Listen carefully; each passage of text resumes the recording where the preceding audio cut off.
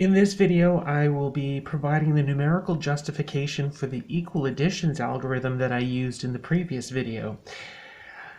I'm going to start with my initial subtraction problem, 3,561 minus 1,897.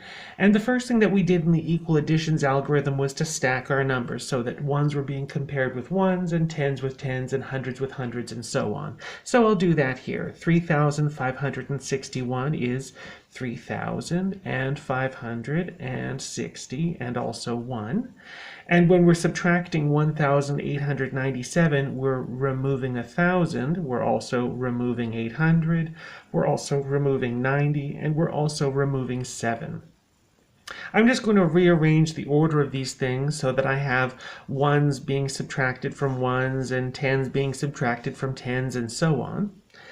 And of course, I can put these in whatever order I'd like.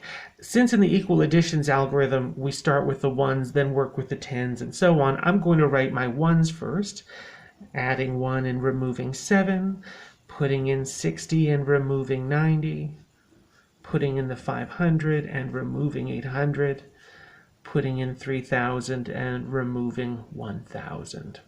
Okay. The first step that we did in the equal additions algorithm was to try to subtract 1 minus 7, and that wasn't possible. So what we did was to increase the amount that we had. We increased it from 1, 1 to 11 ones, so we added 10 in. That also means that we need to remove 10 more. So instead of removing 90, later on we'll be removing 100. And it's not a big surprise that these two lines, the previous one and this one, balance each other out, that they have the same value. We've added an amount, we've added an extra 10, but we've also removed an extra 10, so there's no difference in the values of these two lines. And now we can subtract. 11 minus 7 is 4. For the next subtraction, which was in the tens place, we were starting with 60 minus 100, and of course we couldn't do that either.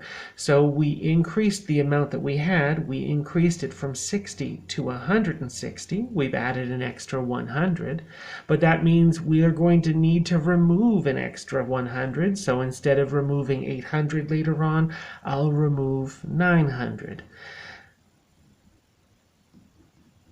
And of course, I can do that just fine now. 160 minus 100, leaving me with 60.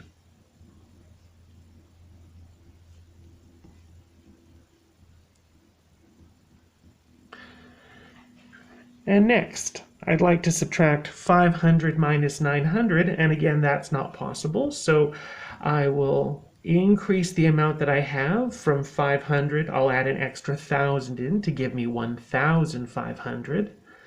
And of course, that means that later on, I'll need to remove an extra 1,000. So instead of removing 1,000, later on, I'll remove 2,000. The amount that I've added in and the amount that I'll be removing extra are balancing each other out. And 1,500 minus 900, that subtraction I can do. That leaves me with 600. And the very last subtraction I can also do as well without needing to do any further adjustments. 3,000 removing 2,000 leaves me with 1,000 left behind, giving me 1,664.